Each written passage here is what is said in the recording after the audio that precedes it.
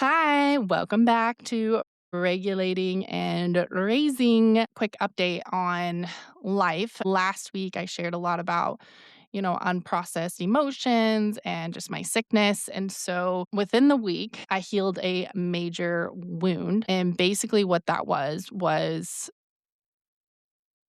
retrusting the healthcare system. So, my beliefs are that I do not geared towards antibiotics. I haven't taken antibiotics. I do not, care for them for my family. Realizing in certain situations, like I said, like life or death, like I would be more inclined, but that's just my values. Is that's not my first, you know, top of mind whenever we get sick, is like I'm gonna take an antibiotic. So God had a different plan for me this week. Because I am on an antibiotic.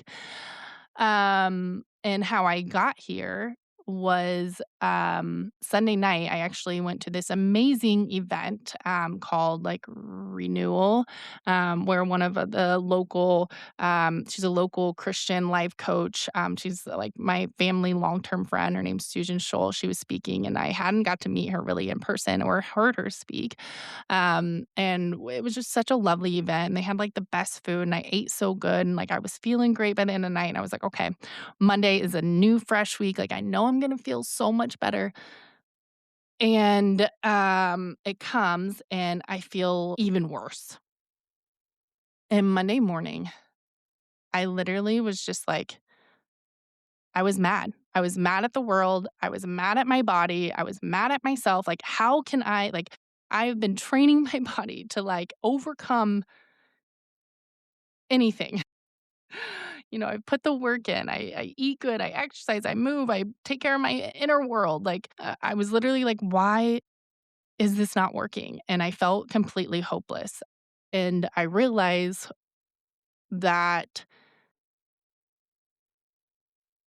with my experience of my father and his death and with healthcare professionals at a young age, like just not feeling heard, postpartum, not feeling heard, like always just, I feel like I have gotten a lot of, situations where like medicine was just like, yep, that's it. And then like it was never like followed up on, or obviously like in my dad's situation, like I truly believe that like, and this is for another time, another podcast, but like he was put on prescriptions continuously, like just trying them out. And then he was also a part of like an experiment that I think ultimately led to him taking his own life. And my son's experience that I've had with him and his eczema. I mean, I like, and again, another podcast episode, but I just never felt heard or seen. And I know a lot of other moms like feel like this, going through even for themselves or for, their children. And so I actually, my kids don't have a primary because we don't go to the doctor very often. And we actually got released from our pediatrician because I wasn't going to the wellness appointments because I didn't see anything, a reason why to go monthly whenever my child was developing just fine. And so that is to each their own. Do understand like why that is great for some families, but that's just my belief is that I didn't feel like it. I just try to limit appointments in general. And it was just another appointment that I'm like, "Oh, we don't need to go to it whenever he's healthy." So anyways, they didn't like that. So they released us. And ultimately working in the healthcare industry, like did see stuff that I don't know if I'll ever be comfortable like talking about. I think there will become a day, but just yeah, just working in that industry, you see stuff. So with that, I'm always like hesitant to go and to trust. But Monday, I was like, I have no other choice. I feel like I have to talk to somebody. So I went to urgent care, and like it was the sweetest doctor, like sweetest front desk. Like we walked in seamlessly. Like there wasn't a long line. Like, urgent care, I always have like, oh my gosh, I'm going to sit there with all those sick people. Like it was a great experience. And that was at HS here in my hometown.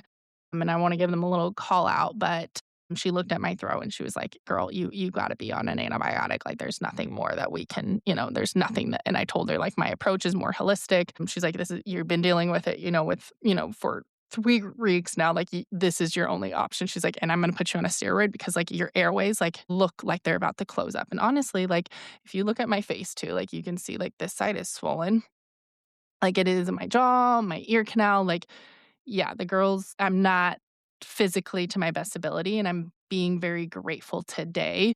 I feel like I seriously resurrected.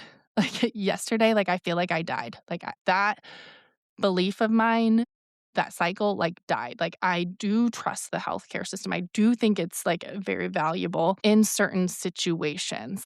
Do I think, like, that should always be, like, our first approach? Like, no. Like, do I think that we should trust, like, everybody's word? Like, no, but get a couple opinions, do your own research, be your own advocate. Like, I am that person. But I know, like, my sister's in healthcare, like, this was a very struggle. Like, she is only in it for the good. Like, and so I just had to I feel like I was brought this trial to heal that wound, to accept, like, help and support back into my life through that area. So, had to share that story with you because I just want to be real of, like, I am breaking patterns and healing alongside you, and I want that for yourself, and, like, me just reflecting on my life and, like, that situation, but knowing, like, God put that trial in my life for that reasoning to heal that wound. And also, like, I think honestly that, like, antibiotics, like, heal or they, get rid of the good bacteria and the bad, and that's why I never really wanted to take antibiotics because I'm like, I've done so much work on my gut. Like, it is, I don't want it to go in reverse. But I think, like, I need like, God was telling me, like, "Hey, you need a complete reset because, like, you've done, like, so much like, the life that you're living now is so different than even, like, the gal that you were 6 months ago. Like, we don't wanna keep restoring, like, her. We wanna get rid of, like, all of that because, like, we wanna bring you to this level so that you can again go to, like, the next level." Like, I do feel like that is why that situation happened to me. But I cried over a turkey sandwich today. And I think crying, like, I'm just a crier, like, I cry I mean, I just, like, embrace it, like, I cry when Joe Schmo's brother gets married, like, I love weddings, I love love, like, I'm just a crier, and today I'm just like, I love eating, I love food, and I made my own bread, like, I was just like, I'm feeling so grateful for just life in general and good health. So, with that, today, we're talking about we're talking about people pleasing and not people pleasing your husband or your friends, but people pleasing your children. Where this kind of came about was, I don't know, it was like a situation. It was probably like, I don't know, like 8:20 at night. Like, kids usually go to bed at like 8:30, and my kids, they asked me for like the third snack. Um, you know, exhausted, hadn't sat down, like, all day, like, I knew. I knew the answer was no, um, but I heard myself say yes, and the second the word came out of my mouth, this, like, hot wave of just, like, resentment moved through my chest, and I thought, like, "What's wrong with me? Like, why did I just do that?" And that moment's really, like, what I wanna talk about today, and it's because it took me a long time to realize, like, what was actually happening in that situation, and, like, I wasn't being loving. I was not being patient. I, wasn't being a good mom, and I was people pleasing my kid, my child. And you guys, this is one of the most sneakiest, like, most invisible patterns happening in motherhood right now. So, people pleasing your kids is not the same as being a loving, like, attuned parent. And I want to be clear about that. What it looks like is saying yes when you mean no because you can't handle the meltdown. It's avoiding conversations because you do not want them to be upset with you. It's over explaining, it's over negotiating every decision, doing things for them that they are fully capable of doing themselves. It's making yourself small so that they can feel big. It's letting them speak to you in ways you would never let another adult speak to you. So if any of those hit you in the chest, I'm with you. This is not a call out. This is a wake up call. And for me too. And, I heard this. I actually got invited to like another nervous system regulation coach's like pep talk. And she mentioned, like, she threw this just like, it was very like nonchalant. Like, she's like, people pleasing your child. And I'm like, what? Like, yeah, I need to reflect on that a little bit. And I was like, actually, like, that is a lot of reasonings, like, why we're in the society that we are. That's why I feel like kids, like, I do feel like kids control, like, the household. And so here's the part I really want you to hear today is like people pleasing your kids. It's not a character flaw. It's a nervous system response. And when your child cries, meltdown, slams the door, gives you the cold shoulder, your body reads it as a threat, and your nervous system then goes into protection mode. And one of the most common protection responses is something called fawning. And fawning is when you appease, when you accommodate, when you just give in, throw in the towel, anything to make the discomfort go away. So when you say yes to that third snack, you are not being generous. Your body is trying to survive. And here is where human design comes in because this part changed a lot for me as well. A lot of us are not just fawning out of trauma. We are fawning because we have spent our entire lives operating against our actual energetic design. And if you have an open or an undefined emotional center in your human design chart, you literally absorb and amplify the emotions in the room around you. So when your kid is melting down, you are not just witnessing it. You are feeling it in your body as if it is yours. So no wonder you cave. No wonder you say yes.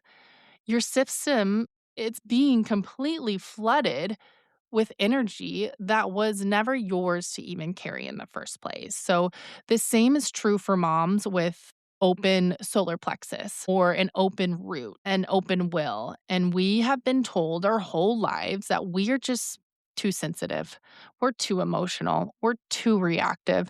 And then when we became moms and the dysregulation became constant, so we people please to make it stop. This is generational.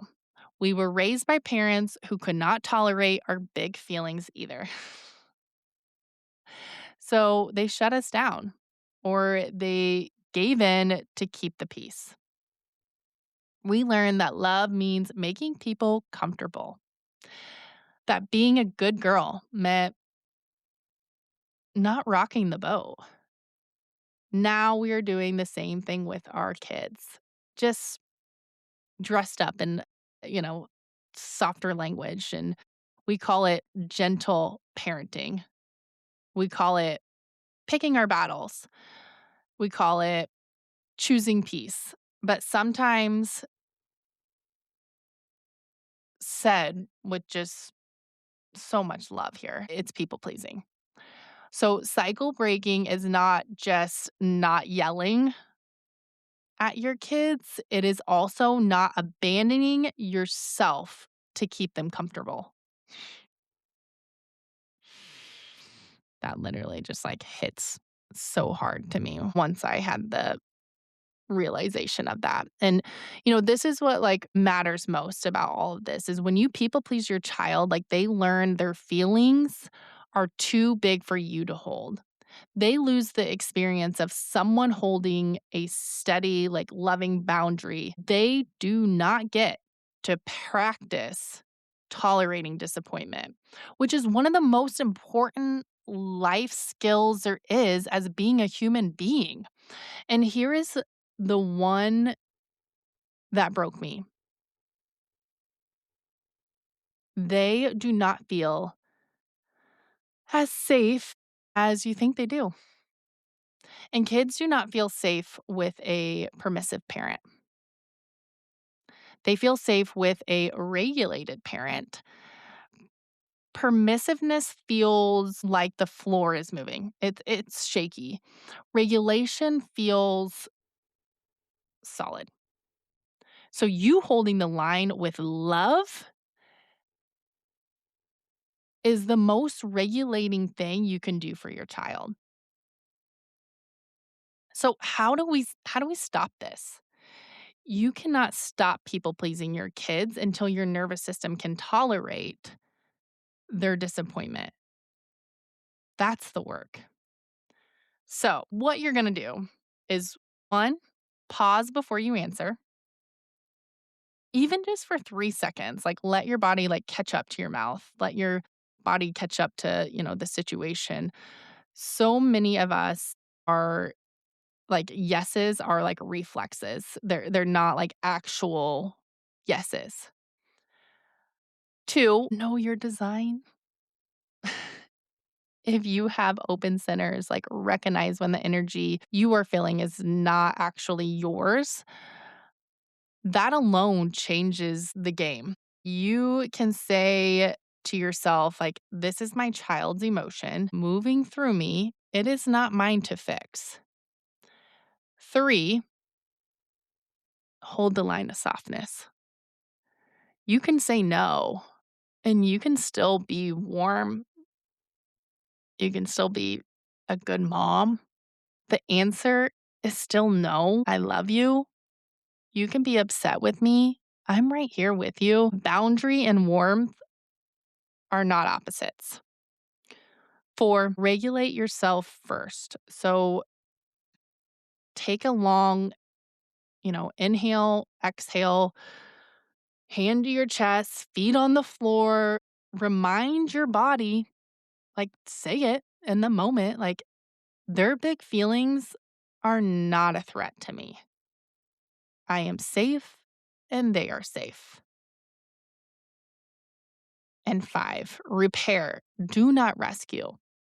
If you mess up, repair later, but do not undo a healthy boundary because they cried. Repair says, I love you. I'm sorry for how I said it, but no still stands. So here's what I want you to walk with today. Your kids do not need you to be their friend. They actually need you to be their safe place, and a safe place has walls. A safe place can hold no with the same love it holds you. Are not being mean when you stop people pleasing your child. You are being the kind of mom who breaks cycles. This is sacred work, and you are doing it. So, before I wrap this up, if this episode is something like you light, if it lit something up, if it lights you up, if you're like, holy crap, MaKenzie, like, this is, just a great reflection. Like you're ready to take this work like deeper. Like you're like, okay, like this is real stuff. Like I need to work on. Like, come join us inside Aligned. It is my monthly membership for moms like who are just completely done with surviving. Because that's where I was at. And that's why I made this. And just actually ready to like live life We do this work in community every single month for it's $33. Link is in the show notes, and I hope to see you there because, like, my hope is to change the world, even if it is for, like, you know, just a couple of moms. Like, I don't care. Like, if it's just for honestly, I'm doing this for moms, but I'm ultimately doing it for children too. Like, I want to break cycles. Like, I see the trajectory of, like, where children are going, and I see them, like, reaching out for help, and they're just so precious to me, and I love them all so much that, like but I know that, like, their moms need regulated first, and then we can regulate them. So if this episode, resonated with you, share it with a friend, tag me on Instagram. Please leave me reviews. Like, the more that you share and the more that you review it, even just like a like it puts it in front of more moms, and more moms need to hear this because we're all not alone and we're all like dealing with a lot of stuff. Like, we each have our own, stories. Um, and this is the work that needs to be done.